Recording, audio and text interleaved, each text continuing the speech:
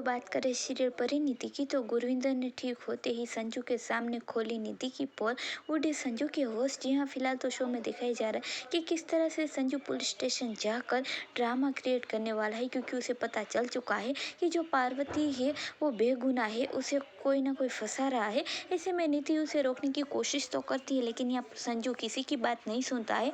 तो आपको साथ ही साथ ये भी जानकारी दे दे कि यहाँ पर पार्वती तो बेगुनाह साबित हो जाएगी, लेकिन नीति एक बार फिर से अब पार्वती की माँ यानी कि परी की माँ और बहन को फंसाने वाली है कि गुरविंदर को मारने वाली और धक्का देने वाला कोई और नहीं बल्कि जो परी की माँ है वो है। ऐसे में यहाँ पर पार्वती पूरी कोशिश करती है उन दोनों को भी बेगुनाह साबित करने की, लेकिन फिलहाल तो सारा इल्जाम उन दोनों पर ही लगा हुआ है। पर आपको बता दें कि जैसे ही गुरविंदर ठीक होगी तब वो हॉस्पिटल में फ़ोन करके संजू को कुछ सच बता देगी कि किस तरह से नीति ने सारी जाल बिछाई थी और नीति ने उसे धक्का देकर मारने की कोशिश की है।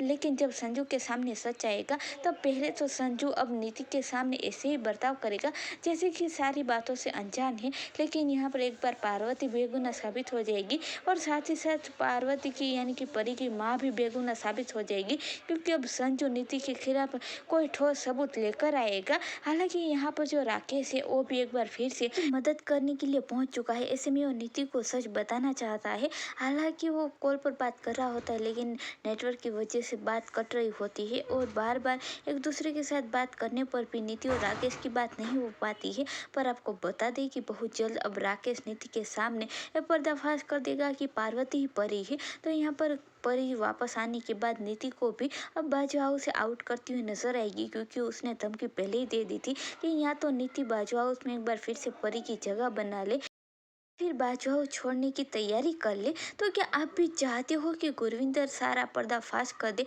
पार्वती बेगुनाह साबित हो जाए और जो नीति है वो बाजू हाउस से चली जाए? तो आप हमें कमेंट के जरिए जरूर बताएं।